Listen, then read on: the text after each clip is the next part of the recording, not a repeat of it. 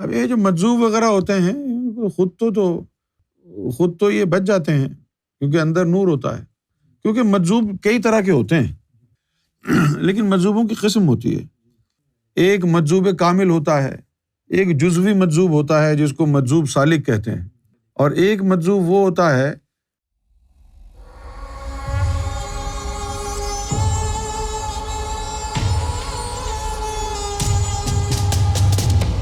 روحانی قانون کے مطابق مجذوب سے تلقین لینا جرم ہے، کیونکہ مجذوب جو ہے وہ صراط مستقیم نہیں ہے۔ صراط مستقیم کیا ہے ذرا یہ دیکھتے ہیں۔ ویسے تو دنیا میں ہر مذہب میں سینکڑوں فرقے ہیں، لیکن سرکار نے پوری دنیا کو 4 حصوں میں لوگوں کو بانٹا ہے۔ ایک تو وہ لوگ ہیں جن کا ظاہر درست ہے لیکن باطن خراب ہے، یہ آج کل کے مولوی ہیں اور مذہبی لوگ ہیں۔ ظاہر درست ہے لیکن باطن خراب ہے، تو باطن کے خراب ہونے کی وجہ سے وہ ظاہری اعمال ضائع ہوتے رہتے ہیں اور یہ دھوکے میں رہتے ہیں کہ بہت متقی ہو گئے۔ تو صراط مستقیم تو یہ بھی نہیں ہے۔ پھر ایک لوگ وہ ہیں جن کا ظاہر بھی خراب ہے باطن بھی خراب ہے، یہ بالکل ہی ناکارہ ہیں، 2 ہو گئے۔ ایک وہ ہے کہ جس کا ظاہر تو خراب ہے لیکن باطن آراستہ ہے، یہ مجذوب ہوتے ہیں۔ باطن تو ان کا آراستہ ہے لیکن ان کا ظاہر خراب ہے۔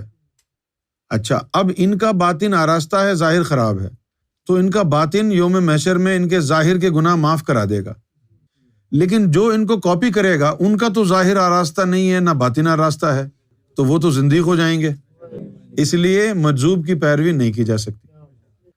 اچھا، جیسے ایک مجذوب ہے، اب وہ مجذوب جو ہے گالیاں دیتا ہے۔ حدیث میں لکھا ہے کہ گالی دینا فسق ہے، گناہ ہے۔ اچھا، اب وہ مجذوب نے گالی دی، گناہ ہو گیا، اس کا باطن منور ہے، اس نے نور سے اس گالی کے گناہ کو دھو دیا۔ لیکن اگر تو نے اس کو کاپی کیا، مجذوب کی نے جو گناہ کیا تھا اس کے باطن نے دھو دیا، تیرا تو باطن جو ہے وہ روشن نہیں ہے تو جو گناہ کرے گا وہ تو تیرے گلے کا ہار بن جائے گا۔ تو اس لیے مجذوب سے تلقین لینا صراط مستقیم نہیں ہے۔ تو پھر آخر میں صراط مستقیم کیا ہے؟ ظاہر بھی درست اور باطن بھی درست، زبانی اللہ اللہ بھی، شریعت کی پاسداری بھی، اور دل میں بھی اللہ اللہ اور طریقت کی پاسداری بھی، یہ صراط مستقیم۔ اب یہ جو مجذوب وغیرہ ہوتے ہیں خود تو یہ بچ جاتے ہیں کیونکہ اندر نور ہوتا ہے، کیونکہ مجذوب کئی طرح کے ہوتے ہیں۔ ہم سمجھتے تھے کہ جو بالکل پاگل ہو جائیں، چریا ہو جائیں، وہ مجذوب ہوتے ہیں لیکن مجذوبوں کی قسم ہوتی ہے۔ ایک مجذوب کامل ہوتا ہے، ایک جزوی مجذوب ہوتا ہے جس کو مجذوب سالک کہتے ہیں، ٹھیک ہے بھائی، اور ایک مجذوب وہ ہوتا ہے کہ جس کے پاس فیض ہو علم نہ ہو۔ اچھا، اب فیض ہو علم نہ ہو، یہ اس کا کیا مطلب ہے؟ کہ جیسے اب یہ ایک آئی فون ہے، تو اب کسی کو پتہ ہی نہیں ہے کہ یہ آئی فون کیا چیز ہے کیا نہیں ہے، اس کے پاس رکھا ہوا ہے، تو وہ اس سے مستفیض نہیں ہو رہا، بس رکھا ہوا ہے۔ تو اس سے فائدہ کس کو ہوگا؟ کہ جس کے پاس یہ ہوگا اس کے پاس اس کی نالج بھی ہوگی کہ کیسے یوز کرنا ہے۔ اب یہ بندے کے پاس ہے تو صحیح، لیکن اس کو استعمال ہی نہیں کرنا آتا، علم نہیں ہے، تو بیکار ہے یہ۔ اسی طرح مجذوب ہے، کئی طرح کے مجذوب میں نے بتایا نا۔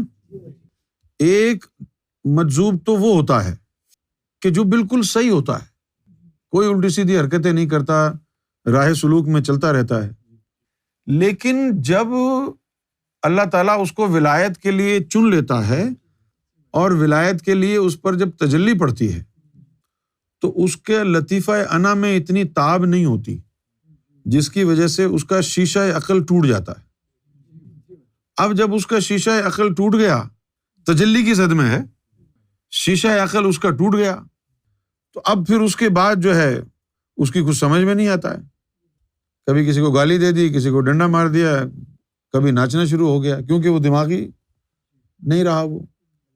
تو ایک تو یہ مجذوب، ایک مجذوب وہ ہوتا ہے کہ جب تجلی پڑتی ہے تو اس وقت جو ہے اس کی گھنٹیاں بجتی ہیں، اس وقت جو ہے وہ حالت جذب میں ہوتا ہے، صرف تجلی کے وقت، جیسے سمندری بابا تھے، پھر اس وقت کچھ سمجھ میں نہیں آتا، تجلی کے بعد پھر وہ اپنی اصلی حالت پر آ جاتا ہے سالک، تو یہ کہلاتے ہیں سالک مجذوب۔ اور ایک مجذوب وہ ہوتا ہے کہ جس کے پاس فیض ہو اور علم نہ ہو۔ اچھا، اب ایسا تو کوئی مرشد ہوتا نہیں ہے کہ جو فیض دے دے اور علم نہ دے، ایسا کوئی مرشد نہیں ہے۔ ہر مرشد علم طریقت کی تعلیم دیتا ہے، کوئی مرشد ایسا نہیں ہوتا کہ جو اپنے مرید کو فیض تو دے لیکن طریقت کی تعلیم نہ دے۔ تو پھر یہ کہاں سے آیا؟ یہ وہ لوگ ہوتے ہیں کہ کسی کی خدمت آپ نے کی، کسی ولی کی، بزرگ کی خدمت کی، اس نے محبت سے، پیار سے ایک نظر دیکھ لیا اور تیرے سینے میں نور ڈال دیا، اب وہ نور آ گیا، تجھے بھی نہیں پتا، اس نور کی وجہ سے تو اچھل کود رہا ہے۔ تو نور تو آ گیا، فیض آ گیا، لیکن علم نہیں ہے۔ تو اب یہ کیسے ہوا کہ اس بندے کے سینے میں نور آ گیا جس کی وجہ سے اب وہ اچھل کود رہا ہے، لیکن وہ گناہوں سے بھی باز نہیں آ رہا، کیونکہ اسے پتہ ہی نہیں ہے کہ اس کے ساتھ ہوا کیا ہے، اس کو کیا کرنا ہے کیا نہیں کرنا ہے، علم نہیں ہے نا اس کے پاس۔ تو مجذوب سے تلقین کرنا جو ہے وہ ناجائز ہے، گمراہی ہے۔ اچھا، اب دوسری بات کیا ہے؟ مجذوب سے بیعت ہونا، یہ کیا ہے؟ یہ اس بات کی علامت ہے کہ وہ نہ مجذوب ہے نہ وہ ولی ہے، وہ شیطان ہے، آپ کو بیوقوف بنا رہا ہے۔ مجذوب کو کیا پتا بیعت کیا ہوتی ہے، اس کو تو ظاہری چیزیں نہیں پتا۔ تو اگر کوئی کہتا ہے میں مجذوب ہوں، آؤ میرے ہاتھ پہ بیعت کرو، تو نہ وہ مجذوب ہے نہ وہ سالک ہے، وہ آپ کو بیوقوف بنا رہا ہے، شیطان ہے وہ۔ مجذوب بیعت کر ہی نہیں سکتا، اللہ کی طرف سے اجازت ہی نہیں ہے۔ اور مجذوب اگر فیض تجھے دے گا بھی تو کیا کرے گا؟ تو بھی مجذوب کی طرح پاگل پن کی حرکتیں کرے گا۔